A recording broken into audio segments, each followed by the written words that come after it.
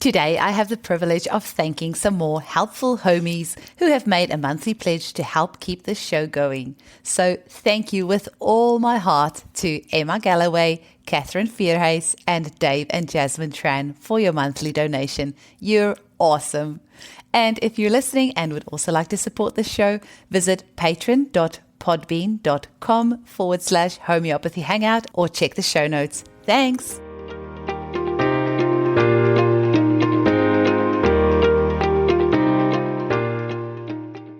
Today we speak with Dr. Rukshin Master, who is not only the daughter of world-renowned homeopath Dr. Rukshin Master, but she is a well-established and accomplished homeopath in her very own right. She specializes in pediatrics and received her doctoral degree in homeopathic medicine from the reputed C.M.P. Homeopathic Medical College that offers a 6-year training in conventional and alternative medicine. She also earned her master's degree in pediatrics and homeopathy, whereby she specialized in allergic respiratory diseases. Even though her primary practice is children, she sees patients of all ages and with all health concerns, supporting them expertly with her gentle, compassionate, and holistic approach to medicine. Her Ph.D. thesis was based on a clinical study on children with autism spectrum disorder, and she passionately utilizes the therapeutics of homeopathy to help these children. She has special interest in the treatment of allergic disorders like asthma and eczema, digestive disorders, and autoimmune conditions. She also uses the tools of homeopathy to support those with mental health concerns, especially anxiety and depression, to untwine them from the web of drug dependence. I know you're going to love this episode. Enjoy. Welcome to the Homeopathy Hangout, where we discuss all things homeopathy from around the world. And now my mum and your host, Eugenie Kruger. Hello, homies, and a very warm welcome to Homeopathy Hangout. Today, we are speaking with inspirational homeopath Dr. Rukshin Master, currently located in Singapore. Welcome, Rukshin. Hi, Eugenie. So nice to be on your podcast. Thank you for having me. It's such a pleasure. Now, you are in good company with two other guests we've had on the show, Luke Norland and Leah Golden, in that you are the daughter of a very well-known homeopath, world famous, I would say, and now creating your own path and doing incredible work. Can you tell us a little bit, Rukshin, what was it like for you growing up with homeopathy in your DNA? So to look back at it now, I think it was absolutely phenomenal. I mean, for me, there was no other way or no other treatment I knew as a child other than homeopathy.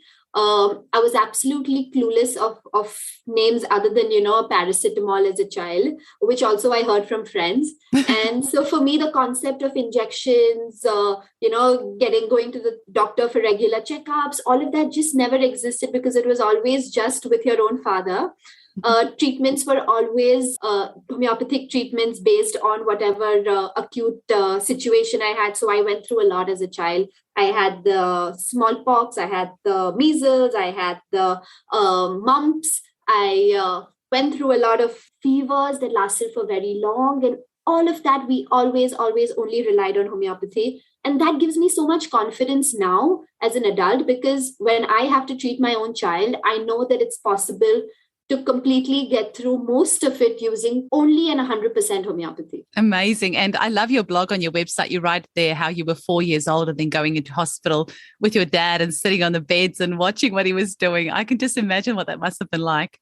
Yeah, so I was very small. I remember me and my little sister. We were a very small nuclear family. We didn't have grandparents, and so it was just my mom and dad. And so whenever mom had to go out for some work, she would normally drop us off at the clinic, and we would be sitting there on the examination beds because there would be so much of rush and so many clients that there would be literally no other space for us to really base camp. And so you'd be sitting there and observing my dad, observing what he's doing. And it would be so interesting and so fun. And I think I always took to it as a second home. Like for me, when I go to a clinic, when I go to a hospital now, it's such a comfort zone for some weird reason that I'm perfectly fine over there. Whereas my husband, he always has the eeks, entering a medical establishment. It kind of gives him the jitters. And I'm like, oh, it's fine, this is my safe space. Oh, that's amazing. Yeah. And of course, things in India are so different because the HHC clinic, which I think you still work at, but online with your dad, And you were saying that one practitioner can do up to 50 acutes a day and like 8 or 10 chronic cases.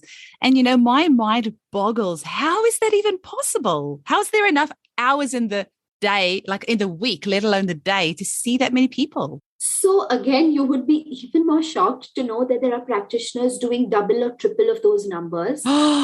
So we practice constitutional Hahnemannian homeopathy. So we do the whole 1 hour case history, or even with an acute, it's at least a good 10-15 minutes. Now, because we have so much staff, how it works is that, staff would probably do the preliminary case taking, and then, it just goes on to a senior practitioner for the prescriptions. But there are doctors who do those 5-minute prescriptions also, and they see more than 300 patients a day in India sometimes. And it is marvelous because the results are still marvelous. So it baffles me as to how the different kinds of homeopathy also produce such amazing results. Oh my gosh. Yeah, we have had lots of different types of homeopaths on. And interestingly, today, I'm also going to be interviewing Anna Vivak, who does more like, the vital homeopathy, more sort of intuitive. And just before her, Jan Scholten, who obviously does the minerals. And, everyone's getting amazing results, but they all come from such a different angle. Now, you have a special interest in pediatrics and pregnancy. So tell me a little bit about that. When did you start becoming interested in that, and what do you enjoy about that side of homeopathy? So I feel like with me, my maternal instincts have always been the strongest, from being a mother to my younger sister, trying to, get into that aspect as much as possible. Babies always drew me towards them. And so I always decided that I want to do something with that space. So when it came the opportunity to actually do my master's in pediatrics with homeopathy, I just didn't want to do anything else. I knew that that was it for me, and this is where my interest lies. And I'm so happy I did it. I enjoy working with children. Sometimes it's not the easiest. Like 2 days back, I had a child who came into clinic, and I think we probably did 15 minutes of actual talking, and the rest 1.5 hours we just spent in trying to calm the child down. So he was so restless and hyper, running around. He bit me at one point. There were things being thrown around at some point. It was absolutely chaotic, but I still enjoy it so much because I feel like that's something where I want to contribute my knowledge to. I want to try to help these children. I want to try to work as much as I can with them, because I feel like a child that's kind of set straight in the beginning and, kind of is enveloped with natural remedies in their childhood phase really grows up to blossom as a much healthier adult, as compared to a lot of cases that I see who come after going from practitioner to practitioner, having heaps of files. Even in the clinic back in India, we used to see children, for example, with asthma. They used to come with such thick files, prescription after prescription. They're on bronchodilators, they're on steroid inhalers, sometimes oral steroids, and the child is still not better. Everyone's miserable because the child being sick affects the entire family. So I feel like when you know that homeopathy can really show you such astounding and surprising results, why not? You really want to prove that to everyone using that. Absolutely. And, I like how you're saying the kid was running around the rest of the time and then bit you. Any other practitioner of any other modality would be, really angry at that. But for homeopaths, we'd actually be glad, because we're like, great, that's a wonderful symptom. I know exactly what remedy to give this child because he bit me in the consult. Exactly. And observation is so important, right? And the time that you spend with your clients, I feel like now practitioners are not giving that kind of time which clients really need, with especially in modern medicine specialties. And so I feel with us as homeopaths, we know that time is everything. We want to observe as much as we can, learn as much as we can when we're seeing the client. So when I came home, there was another practitioner who had come home that evening, and she was like, "Oh my God, I could not have done that." And I was like, "Yeah, but I enjoyed it." I was so happy to have him there, and it was just a joy. Yeah. You have a beautiful saying on your website: it is easier to build up a child than to repair an adult. And I couldn't agree with you more. And with that in mind, how do you feel we can use homeopathy to really ensure that we raise strong, healthy children? Okay. So I think it all starts all the way from pregnancy, from the time a mother really conceives the child, as to what determines the health of the child. And now we have enough clinical and research evidence to be able to show us how important that actually is. Everything that a mother eats from the time that she's pregnant, her mineral levels, her supplement levels, her exercise levels, the overall health status of the mother and the father as well, because that definitely affects the genetic structure of the child. And so all of that falls into consideration when first determining how healthy that child is going to be. Through pregnancy, of course, luckily, I always say luckily that mothers can't really take a lot of Western medicines because most of them are prohibited. And I'm really glad for that, because that gives us an even better opportunity, because then they actually seek out homeopaths at that point of time.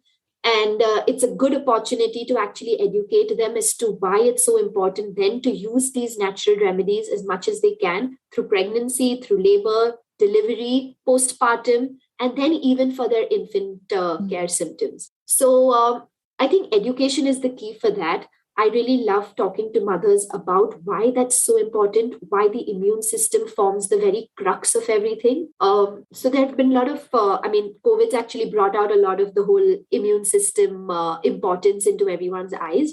And so I really like to always discuss about the difference between germ theory and terrain theory. Germ theory is something which everyone really has put their faith in, thinking that, it's the germs, it's the pathogens, it's all of that that's making us sick. But in fact, it's our terrain that determines how healthy or sick we are going to be. And so when I say terrain, it's something like the immune system, which is going on inside, the healthy microbiome that you're building, your healthy gut, the immune system, all of that somewhere works together to determine how healthy or sick you're going to be. And so we need to make sure that whatever we do, we're trying to make that as healthy as possible, whether it be through a good lifestyle, through a good diet, through trying and taking as few toxins and drugs into our system, trying to only inculcate good natural habits, trying to figure out the best and the most harmonious way with nature to try to heal your body. And I think once we realize that we're one with nature and that's how it's supposed to be and that's how we heal ourselves, that's when, mothers really resonate with all of that, and they resonate with, understanding that the concept. And I think with a lot of people, it's just that they've never been exposed to the thinking of homeopathy. And most people, once they have, especially when they're mothers, because we have that intuition in us, which tells us, I don't want to put anything that can have a side effect in my body that might affect my baby. And, maybe before we're mothers, in our teenage years or early 20s, when, family is probably not as important, we maybe don't care so much about what we put in our bodies. But as soon as we become pregnant, that motherly intuition comes out and it tells us, actually, I don't want to put this thing in my body that might harm my baby. And, that is really where homeopathy shines. Rukshin, you have a beautiful analogy that you use about the farmer and the mosquito. And I know that we all really learn by stories. Can you tell that story? Because I think that really illustrates a lot. I love to start with that story most of the times because it really helps get our foundation in place. So there was once a farmer who had a land. And he noticed that there was a muddy, dirty swamp that was forming in the middle of his farm. And now what was happening is the swamp was attracting a lot of mosquitoes. The mosquitoes were coming to the swamp, destroying the plants and crops nearby. And he was facing a lot of financial losses because of that. And he knew he had to do something about it. So he decided to go to the market, pick up a nice insecticide, pesticide to spray over that entire swamp and kill those mosquitoes. So the problem's gone and he's good to go the next day. So he sprays it all over and the next day, all the mosquitoes are gone. The following day, however, he notices that the mosquitoes have now come in even larger quantities, all of them becoming even larger in size and more destructive and forceful in nature. And so now they're destroying even more crops and more farmland than they originally did. This really worries him. He goes back to the market. He picks up an even stronger insecticide and he's like, now I'm going to spray this all over and everything's going to be fine. So he decides to spray that all over his farm and he's really happy with the results because all the mosquitoes die that time and he's very good. He goes back to bed, wakes up the next day in the morning and sees that now the mosquitoes that have come have become even more dangerous. And this goes on for some time till he's absolutely frustrated. The mosquitoes have destroyed the entire farmland. And eventually the farmer decides that he now needs to just wash off the land and move on to another place. And so this is a really good analogy which helps us understand that what could have been a more constructive solution for this farmer to help him preserve his farmland. And the obvious answer that comes across is he just needed to clean up the swamp. That was the only action that was necessary. He just needed to clean up that area, make sure it's pristine, start growing some crops there, and everything would have been fine. The mosquitoes wouldn't have been attracted in the first place. The whole nature of our being, and I think it's a lot to do with how we're kind of being educated now, even as doctors, is the whole approach is very treatment oriented, then very, preventative oriented. So our whole base is let's give medicines. Let's give medicines for this. Let's treat that. Let's cut off that. Let's surgically remove this, things like that. Whereas the whole concept should be as to how to clean up that entire area, which we can do by restoring our entire immune system to then reach a point where you don't attract those pathogens anymore. You don't attract the disease-causing agents anymore. And so it really kind of helps you think and helps you realize that, this is the obvious solution to our health. It's interesting because I think everyone can identify with that story. We've all had weeds in our garden that it's so easy just to get the insecticide out. We can all relate to that. And then if we hold that image in our mind and we bring it back to our own health, we can suddenly see the similarities there and how, the long-term effects that has on our health. So I love that story of yours. Now, COVID has been an interesting time for homeopaths because it's brought out all sorts of different things. But one of it is all the fear around infectious disease. People are so scared of getting sick, especially of our children getting sick. So what would you say to a parent who's feeling really anxious and really scared about their child getting an infectious disease of any sort? So I always advise parents that, there's two ways to go about it. Either you create a little bubble, put your child inside that bubble, and then don't let him do anything. Don't send him to classes and don't let him live his life and don't allow him to enjoy his childhood. Or you strengthen that child to a point where no matter wherever he is exposed, that child is going to stand his ground. And I also explain it to them with giving them an example that for like Indians, local trains are, I feel, a very hot spot for infection because we're all into each other's faces. We're all breathing down each other's necks. Everyone's sweating and perspiring and fluids are all over each other at a lot of points in time. And that's how we've grown up. So when I went to Homeopathic College, it was about a 45-minute train ride one way and 45 minutes the other way. I would most often than not get a lot of rush. So because it's morning peak hours and evening peak hours. And so you're standing over there squashed in between 5 people. The only thing that is going to protect you is going to be how strong you are and your immune system is. Tuberculosis, for example, one of the most lethal bacterial infections that exists is super prevalent in India, but everyone's not getting it. Even though those people are still roaming around, tuberculosis patients in India do not wear masks. So the droplet infections, which is the main source of contamination, is going around everywhere.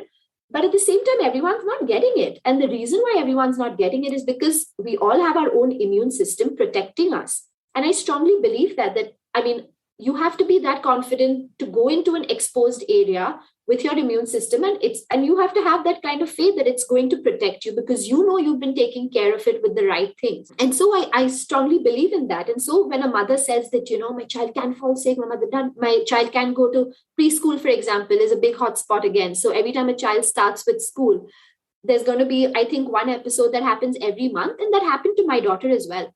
I wouldn't say it didn't. But we were totally fine. We would give her the homeopathic medicine. She would wait it out for another 2 or 3 days and then she's fine. And then she's back in school again. At least I feel at that point, when you provide the child with this alternative care, you teach the body with every single episode how to produce the necessary cells required so that when you get affected the next time, the body is very well prepared. That's how you build immunity. It's a step-by-step process. You're not born with all the antibodies that you require. With every infection, you build on that. The minute a parent decides that I don't want my child to build on that. I want my child, the minute the fever comes, I want the paracetamol, I want the fever down, I want the infection out, I want to do the antibiotics. The body is not learning. And so what happens is that the next time the pathogen comes, it's like the mosquito. It's a bigger one. It's a more deadlier one. Then you don't get the regular colds, then you land up with, let's say, a pneumonitis, or then you land up with, severe conditions which require more severe treatment. So when you let your child's immune system really blossom, I think by letting it play it out, let that fever come, let that episode come, let the viral diarrhea happen, no problem. We're perfectly fine with that as long as okay, we need to hydrate. We need to make sure the temperature remains under so-and-so level. We need to make sure that the medicines are going in. There's vitamin C happening, things like that. As long as you know your protocol, I think you're good to go because that's how the child will then blossom into having such a lovely immune system that no matter what happens, he can then stand resilient. That's pretty incredible too, because I've definitely seen it when my kids have had fevers. They can often have developmental leaps afterwards. So, and you can see pictures online sometimes of a picture a child drew before a fever. And then after the fever's broken, you see them draw again. And suddenly, they can draw really beautifully, or there's changes in handwriting, like improvements in handwriting. So what would you define as a healthy immune system? So do you want your child to be sick all the time and catch everything that's around, or do you want them to never be sick? Or I feel like these days, everything is so artificial. We don't actually even know what true health is anymore. So what do you feel true health looks like in a child and an adult? But I guess we're talking more about pediatrics today. So what does a strong child's immune system look like? I think it's important for every child to fall sick. So I don't think a child becomes less healthy when they fall sick. I feel that's perfectly fine. What determines the health in that situation would be their response to the sickness. So, for example, a child that catches a viral infection and goes into developing a pneumonia, for example, I know that this child is not a very healthy child. But I know a child who develops a viral infection, gets a little bit of a mild runny nose, a little bit of cough, fever, lasts it out for about 2 or 3 days, and then the child is back to bouncing up and down again. Then we know that this child's immune system is good. This child is a relatively healthier. So I would not really determine it on the child falling sick, but how they respond when they fall sick. And mothers realize that because they tell me that, my child keeps falling sick and the cough lasts for a month. I have kids who come to me with that as well, saying that, the cough just hasn't gone. Just 2 days back, I had a child who came to me with an asthmatic cough.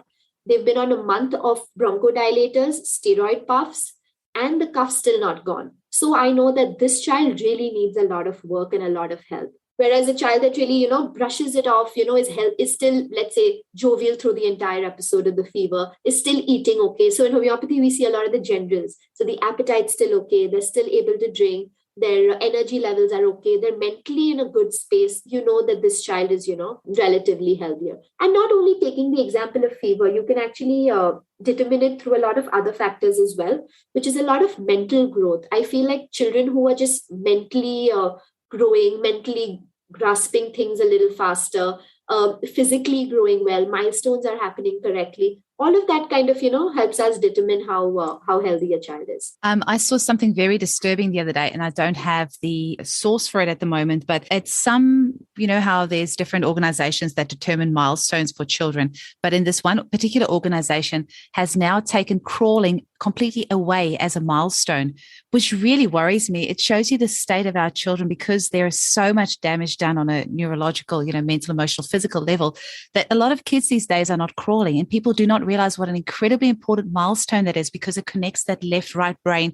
And because the health of our children is so chronically sick these days and, so shocking that kids are not crawling. And now this is considered the new normal. So crawling is just completely taken off as a milestone. That's just so mainstream way of thinking, okay, kids are not crawling anymore. Okay, instead of finding out why are they not crawling anymore, let's just remove that from the milestones. Yeah, exactly. No, I get that. I mean, I feel like the children that our parents had, the children that we had, and now the kids that our kids will have, they're all going to be tremendously different. We see that with a lot of the way the milestones develop as well, of course, but a lot of health factors as well, right? For example, when you look back about just 50 years and you see children actually developing severe chronic diseases was so much lower. We're almost at about a 300% increase in just one generation.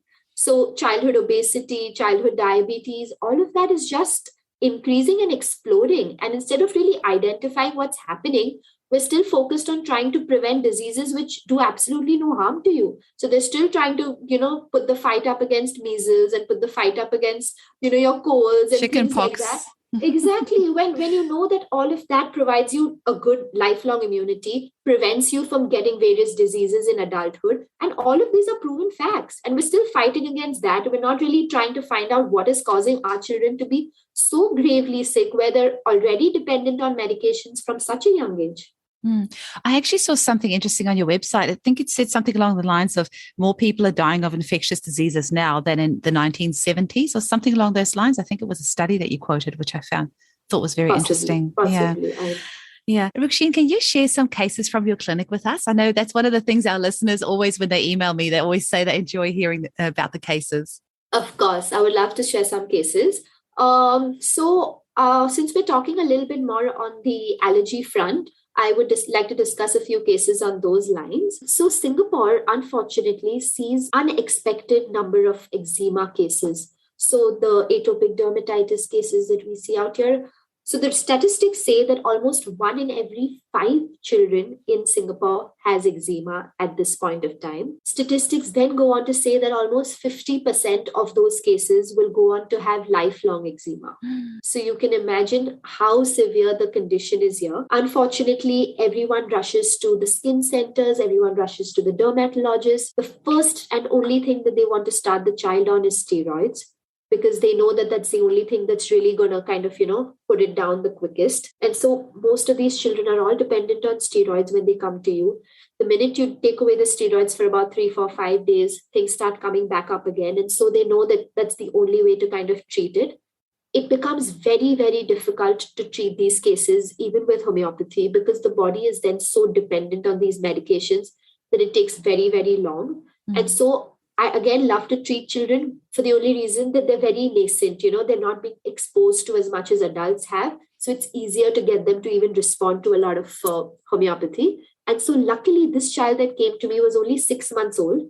Both the parents are very holistic minded. They're Malaysian origin parents, and they knew that they did not want to expose their child to that. The child had eczema from head to toe. So this was their 7th child. Yeah. this was their 7th child, and they're a family. The mother basically cooks meals for postpartum mothers. That's that's the occupation that both of them do. Yeah, so they try to cook these healthy meals for them. And they say all the 6 children, there's absolutely no complaint. Only with this particular child, they noticed that the child was born, and just within the first few days of life, the eczema patches started. And now they've covered the child literally from head to toe. So when you see these child's images, which I'll try to put out an Instagram link of, you will see that there's scaling, there's redness, there's peeling of the skin. And this child is so uncomfortable. The mother has to put mittens on the child's hands all the time, because otherwise he tends to try to scratch as much as he can, which causes even more damage. And then we're risking infections. So literally the abdomen, the back, all of it was covered with everything. And the other thing which was serious about this child was that there was still no neck holding, even at the age of 6 months. So the child was completely collapsing. The parents had to constantly hold the child. The child is not a very happy child. The child is a little cranky, starts shouting, screaming, crying. And none of the milestones which were supposed to occur till the 6-month age gap had occurred so far. The mother noticed that if she has eggs, seafood, or nuts, then his skin tends to flare up because of that. So she was breastfeeding at that point of time. So those were her observations. The child was still completely on milk at this age. So the child wasn't eating anything. Vaccination-wise, the child had to be given BCG at the hospital. So that was done. But after that, the parents decided to kind of, avoid as much as they could or delay it as much as they could. The child's appetite is good, does not still turn himself. Eyes also remain half open in his sleep. And so a very important part of my case with kids becomes the pregnancy history, because sometimes that holds the key to what the prescription could be. Because as you can see, you can get observational symptoms from a child at 6 months. The mother can tell you a little bit, about sleep or what they like, or, the preference for which side of the breast, or the preference for heat or cold, things like that. But you can't really get a lot of deeper symptoms, or especially mind-related symptoms. So the best way to do it is to ask the mother, what the situation was when she was pregnant. So I like to get the physical and emotional history. And so in this case, the mother just gave me a very general opinion, saying that, it was a very easy pregnancy. With her 3rd child, she had preeclampsia. So she was a little anxious about developing that with this child. And that's it. Other than that, she said it was a pretty easy time for us. And we didn't really... there was no real emotion. So I like to ask, if there was some sudden death in the family, some sudden news, relationships with the husband, with your in-laws, things like that. But nothing really of significance came up. They said we live by ourselves. So there's not really too much involvement from a lot of family. She said work-wise, of course, because I had my younger kids already. my older kids, already. I had a lot of work to do with them. So I was constantly working and taking care of the other kids and then, kind of managing myself. So that was tough. But other than that, nothing else as such. Now, the mother has a history of asthma, which you will normally see with the parents, that some of them will have an allergic tendency of either a gut allergy or a respiratory allergy or a skin allergy. And so this child, to me, through the entire case taking, appeared like a very calm child. The child was absolutely, like I could see that this child can be in so much more distress. But to me, the child appeared relatively in a little bit of a Zen mode, because I feel like the body lacked energy to even show a response. Because as I said, the milestones weren't done yet. So this child was definitely on the weaker side of things. So I don't know if you've already guessed the remedy, but Serenus? They were just... No, I'll tell you. So I mean, normally I repertorize my cases. Yeah. So these were the rubrics if they're interest to any of the practitioners. Yeah. The development of children arrested in the mind chapter.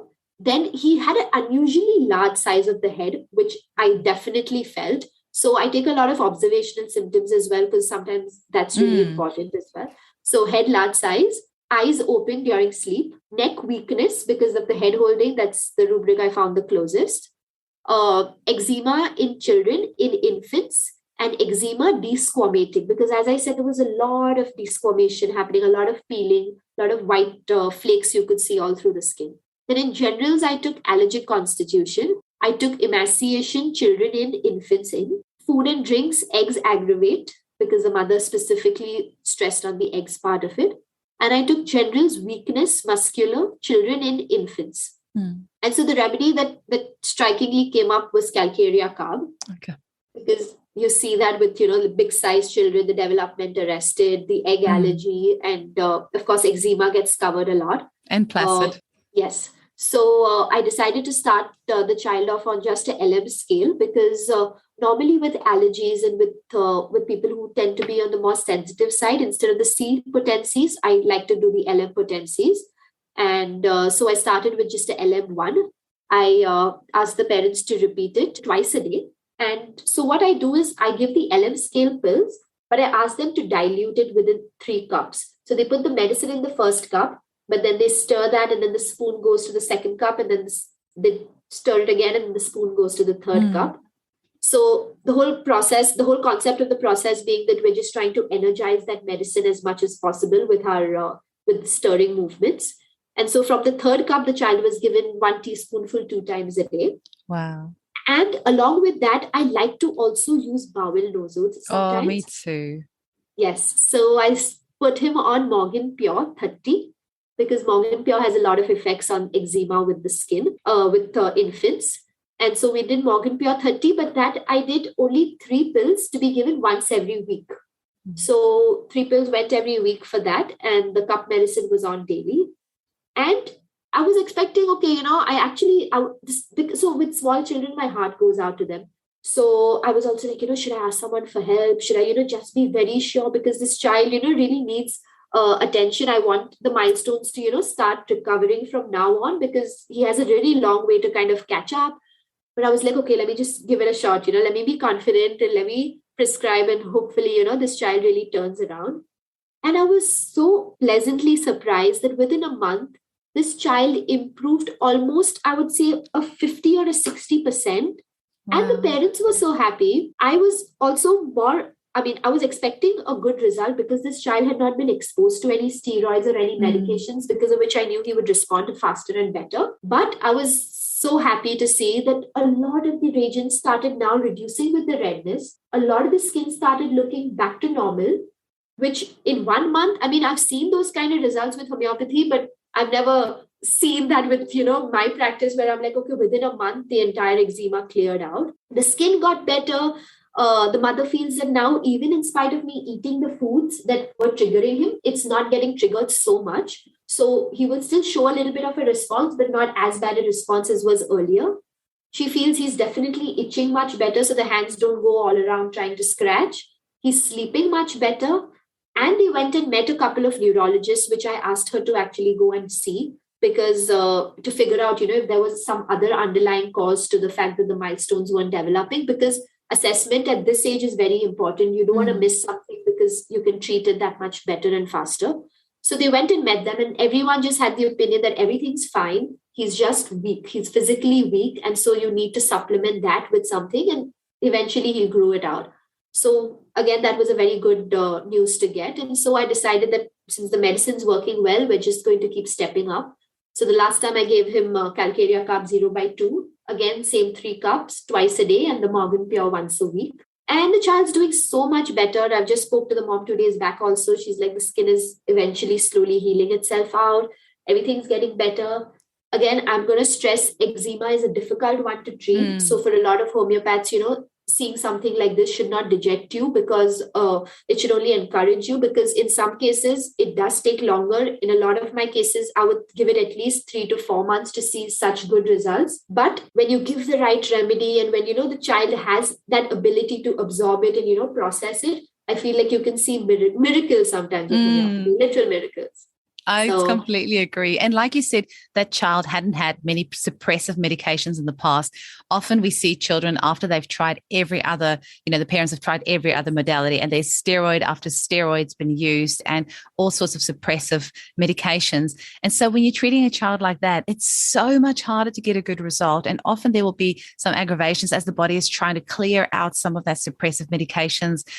So that boggles my mind. And, we have mentioned the alum potencies, I think maybe once on the podcast, but I think most of our listeners know the C potencies. So the alum or the Q potencies is 1 drop mother tincture to 49,999 drops of water and alcohol. And what Rukshin is saying is, she would put get the clients to put some drops of that into a glass, stir it, take 1 teaspoon of that, put in another glass, stir it, take 1 teaspoon of that, put in a third glass, and you're taking 1 teaspoon of that as the last one. So believe me, even as homeopaths, I think as we're doing this, we're like, oh my God, how can this work? But then we see the results, and it clearly does. So it really is mind-blowing. Exactly. So now I only use liquid potencies or these water cup medicines. I never ever give them the pills directly unless it's a once a week affair. And then, just to save them the trouble, I'll be like, okay, take it directly. But otherwise, water medicines work the best. So I would advise everyone to, probably try that on yourself and see how well it works. Sure. Do you usually use the 3-cup method, or do you ever advise somebody just to put in a glass, stir, and then drink? I do that as well. It just depends on the case based on how sensitive I feel a patient is. And normally with allergies, the sensitivities are a little higher. Sometimes I also get cases who have gone to previous homeopaths and they've been triggered by the homeopathic remedies. And so they feel like, they want, I'm very, very careful with my children. So I'm always sure to make, to use the most mildest, most diluted form that we possibly can in a wait and watch approach. So sometimes I'll ask them to just have a teaspoonful. We observe for a few days, see how it goes, and then we decide how frequent we want to start off with the dosage. So, but normally, as I said, either it could be just pills in water or drops in water, or sometimes I do the cup medicine. My dad does 5-cup method actually. So he does it with all his clients, only 5 cup, but I decide. I sometimes do 1, I sometimes do 3, I sometimes do 5. It all depends. I know that's part of the beauty of homeopathy. I think some people find that very frustrating, that why can't all the homeopaths all use the same, like some sort of system of all using the same. Our very first, it was with Laurel Chighton, the movie maker of Just One Drop. Yeah, she said, why can't you homeopaths all just prescribe the same? And I'm like, well, actually, that's the beauty of homeopathy, because we get to be responsive to our clients' needs. And, it's that art and science, not versus combination of art. And I'll also give you another reason for that. I feel like because it's so individualized and personalized, I feel like people across the globe need different potencies. And I've seen that because I've seen my dad practicing in India, and then I would go and sit with him and see his American patients or see the European patients. And I would see that they all actually cannot be given the same potency or the same scale of medicines, because their sensitivity is very different. As Indians, I feel like we're not as sensitive as Caucasians are, for example, whereby they tend to react a little more and a little bit quicker, and sometimes in a little intense manner to homeopathic medicines. And so I think for them, LM scale, 5 cup, 10 cup, I've seen my dad go to 15, 25 cup also. He uses that for some of the really sensitive patients. And I think that's the beauty of it, right? Because you're completely customizing it to your client's needs based on, their ethnicity, their reactivity, their allergic tendency, their constitution. And so I think that's kind of lovely. It makes a lot of sense because all our countries are all so different. And like you were saying, of all of you squished up in the train in India, I mean, your immune system is constantly being primed because you're constantly being exposed to something. Exactly. Contrast that with, say, a Western country where they're using sanitizer and everyone, there's not as many people. So their immune system is not getting primed quite as much. So it makes complete sense what you're saying. Exactly. Even your microbiome, right? Your gut, the bacteria your gut is exposed to. In India, we grew up eating roadside food, outside food, all sorts of nonsense. There's dirty things happening all the time, even with our water, it's very different. Caucasians come to India and they get sick when they have their first cup of water over there. Whereas for us, we're so used to it because our body is used to it. So I think everyone has to, that's why be treated differently. You can't possibly have a one size fits all in homeopathy. Absolutely. My husband and I are from South Africa originally, and we always joke that we've got very strong guts. So when we went to Bali, we're like, we're going to drink the shower water and the tap water, and we were completely fine. So I do think that makes a bit of a difference. Oh, and I guess the other thing is that if there are countries where there's more poverty, often they can't actually afford the expensive pharmaceutical medications anyway. So often they have to kind of rely on their natural immunity instead of just going out and buying pharmaceuticals to suppress things which will weaken their vital force. Whereas in the West, often, there's more access to these things. So it's easy for a parent just to go to the doctor, get the steroid cream to suppress things rather than kind of letting it run its natural course. Exactly. And you'd be surprised as to how intuitive even the lower class is in India, because when you speak to just, your taxi drivers, people who are just chauffeuring you around and things like that, you can now tell that their trust in the medical system is so low because I feel like they've been abused by that for so long that they don't want it anymore. They want to rely as much as they can on anything besides that, and their trust in age-old remedies, their trust in, home remedies, like I give to a lot of my clients, mixing herbs in water and making teas or, things like that is just so much more that they would rather do that. And now it's spreading to the Western world as well, because now we want as many herbs as we possibly can, Everyone wants to kind of, make sure that they're as less reliant on the toxic chemicals and they're as much more reliant on things that are going to make them feel better. Mm-hmm. And, homeopathy is the ultimate in sustainable medicine. The impact it has on the planet is virtually zero. So if you want to talk about sustainability and gentle, effective cures, homeopathy really is it, which is pretty incredible. Are there any other cases that you wanted to share, Rukshin, before we finish up? Sure. We have a respiratory allergy one. We can probably do that. Okay. That'd be wonderful. Okay. So this was a 36-year-old female who came to me about 2 months ago, and she came to me with the complaints of allergic rhinitis. And she said, this is something I have had since I can't even remember how old I was. So I have always had runny noses, a lot of redness on the skin, a lot of allergies, which I used to keep falling sick with. So because of that, a lot of antihistamines have gone into the system. And she's like, miraculously, when I was a teenager, everything disappeared. I suddenly didn't have a single allergic symptom in my body. So she doesn't know what caused it, but she was very happy at that time. And she moved along, got married, shifted from India, came to live in Singapore. And now suddenly, since the last 2 years, when she got pregnant with her second child, she started feeling like the allergies are all coming back. So she started again getting the runny nose, blocked nose, wakes up in the middle of the night sneezing, wakes up in the middle of the night with a runny nose, a lot of itching all over the skin with the dryness.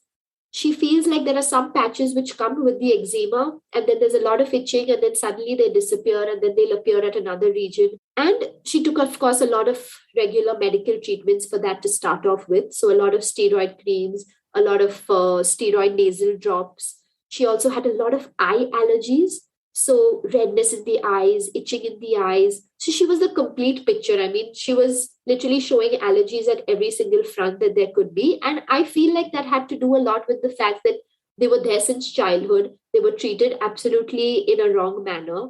And so the body does not forget. The body will try to express itself at every opportunity it gets, because still you don't resolve that inner default that the body is trying to show you through symptoms. The body is going to express it in this way and that way and this way and that way, till you do not learn to treat it the correct way. So she eventually was frustrated with everything. Her eyes were something that were actually the main concern when we met.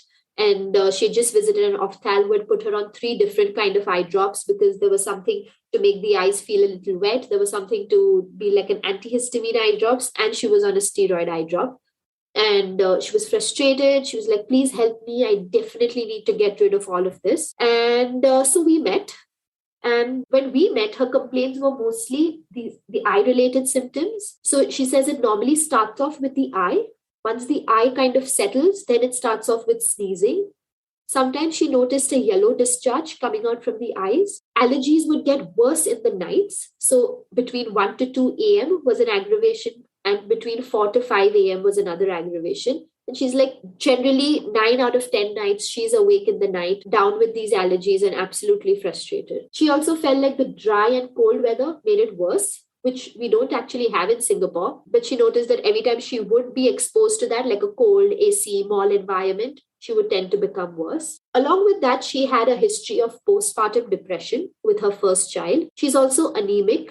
And so and she tends to get anemic quickly. So even though her hemoglobin is fine right now, her doctor has advised her to be on iron supplements every month for a few days. She feels like she has a very low metabolism, so she tends to put on weight pretty quickly in spite of not eating too much. She also has a history of hemorrhoids, which she had 3 months ago. She uses the gel to apply around, and she feels like as of now, it's not giving her a concern, but she definitely has a tendency for that. So then I got into asking her about her generals. So she says she's a foodie. She loves sugar and she loves desserts, especially when she's tired. So anytime that she's exhausted, that would be her go-to food. That would be her stress eating, which would be sugar and dessert. She loves chili. She loves spices. She loves fish. She loves cheese. She loves pulses. She has an aversion towards sour taste. She feels like gluten aggravates her, so she tries to eat as little as possible. She tends to be constipated. Sweating is more on the region of the chest. She says she feels like it takes her time to fall asleep. And that's because she has 2 small children in the house. And so because of that, it's a lot of broken sleep. Then she talks about her menses, where she says there's 2 days of a heavy flow, 2 days of a mild flow, but a regular cycle. Her pregnancy with her 2 kids has been through an epidural, but she's had normal delivery with both of them, so no cesarean. She's had a past history of jaundice when she was young, typhoid, and 2 episodes of colitis due to having street food. And she has a family history of allergies and a family history of eczema. So then I start asking her about her personality, her life situation at this point of time. And so she discusses about her past life, which is back in India, when she used to actually be a model. She was a very famous model at that time. She did it for some time. She got some success. She was happy about it, but then she found her life partner and decided to move away. Her main issues emotionally were with her mother. And her mother is someone who she feels has been a key factor in, causing her a lot of disturbances. So she said her mother was someone who was very close to her initially, but her mother wanted to, treat this patient as if she was her life partner. So she wanted everything to do with her. She wanted to, be with her when she went out with her friends. She wanted to be out when she went out with her partner.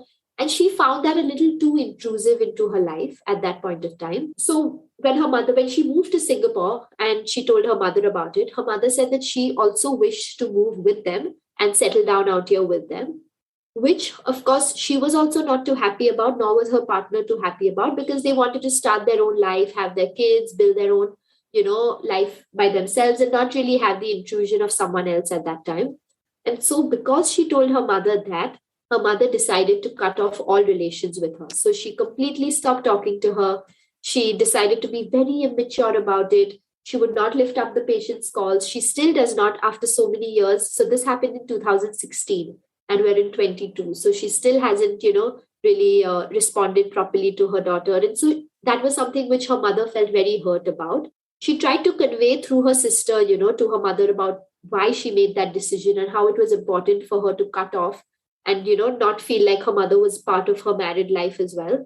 But I think her mother at that point was not ready to deal with it. Because of all of this, the patient developed a lot of fear of abandonment. So she felt like she had absolutely no support from her family, her parents, and that made her a little bit of a anxious person. She started developing a lot of panic situations because of that, because she felt like she said no to her mother, but what if life with her partner doesn't work out?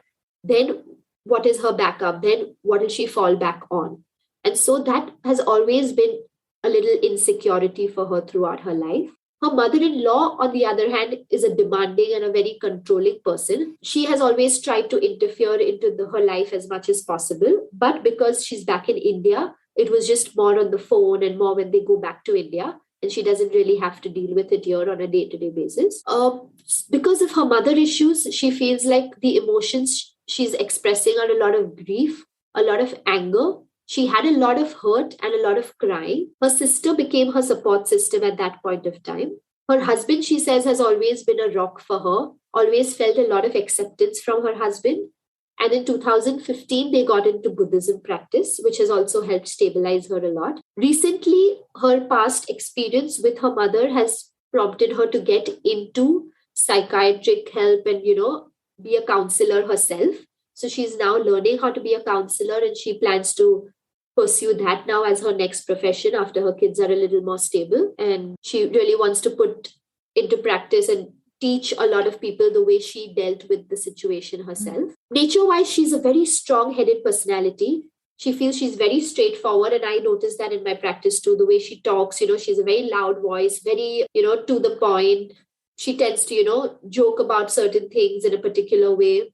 She feels she's not a very critical person. She tries to focus more on the positive aspects of things.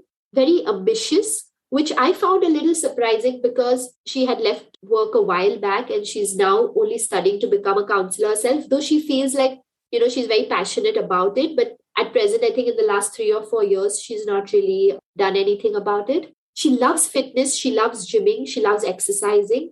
Because of her history of a model, you can imagine she has a very tall physique. She loves cooking. She says she's a very creative person and she doesn't like anyone trying to control her, nor does she like anyone trying to change her. So these were all the symptoms I got from her. Again, with her being a very famous personality, there was a certain pressure I felt that, I need to prove, that homeopathy is going to give you some results and it has to work. She had never tried homeopathy before in the past, always only been to allopathic doctors.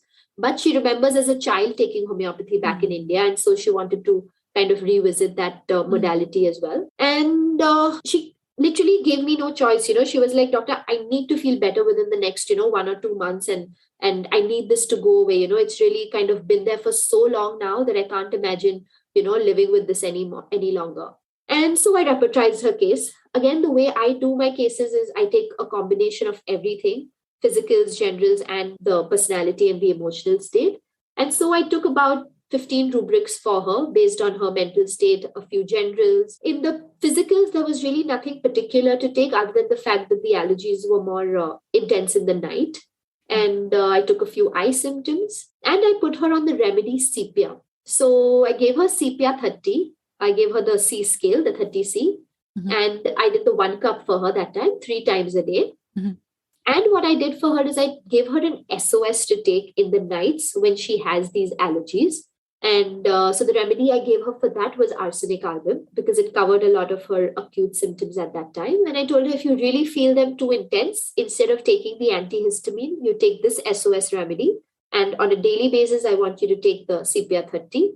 And that's it. And she was very anxious. She's almost messaged me, I think, every 3 or 4 days since then.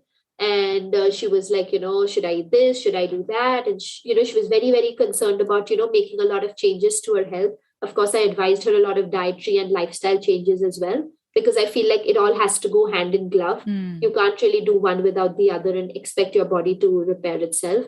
So I gave her advice on, trying a low histamine diet, on ways to maybe sleep better. Mentally, she was in a good place when she met me because she had dealt with all the emotions with her mother.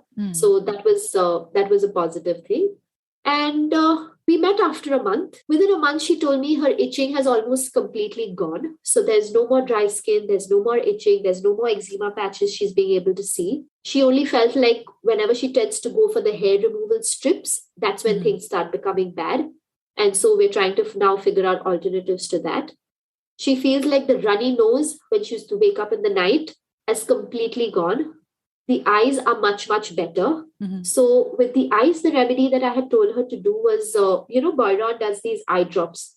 So they're a mixture of a few remedies and they tend to help with itchy, allergic eyes. So I'd asked her to pick up that from iHerb and she ordered that. And I told her to use that as a substitute now and to avoid the steroid and the antihistamine eye drops. So she's like, the eyes have completely felt better. The menses were normal. She felt like PMS used to happen. She used to be very angry, very irritable at her family members. She's like, this month, it was amazing. I did not even anticipate that my menses were coming because I didn't feel any of those emotions. And she's like, constipation is also much better. Wow. Everything was going good. And so I continued CPR for her. She was on probiotics, but we're changing on the probiotics. In this month, we changed that. And she said that she was feeling a little bit of throat irritation, for which I put her on echinacea goggles. So, and then the next follow-up, again, everything was much, much better. So everything with her also stabilized very quickly with just a constitutional remedy. Amazing. And so that's the beauty of it, And now I've realized that what works well is an amalgamation, of both. You use your acutes or you use, these intercurrent remedies. So with allergies, especially as we're talking about that, I use a lot of intercurrents like histamine. We have a remedy in homeopathy for histamine. I love that. We do dust mites or house dust or mold. Animal hair. So I've recently procured a lot of mold remedies like house mold, aspergillus, just general mold and things like that, where you feel like if those could be triggering factors or, like a maintaining cause for the condition not getting better, I frequently like to use them, at least once a week or once every 2 weeks, just as a little booster in the middle to help, their body recover a little faster. So this is a pretty good case. I love that too. And I love that you call it an SOS remedy because a lot of these people, they are so in the habit of reaching for their antihistamines or reaching for the steroids. It's that habit. So with homeopathy, because we sometimes just give them one remedy and that's it, or one a day, it's a little bit too weird for them almost. So it's too much of a jump. So if you have that SOS remedy that at least can kind of replace that as a crutch initially, to just help them get through that until their vital force is a little bit stronger and they become a bit more confident with the medicine. So I love that you call it an SOS remedy. I'm going to steal that from you.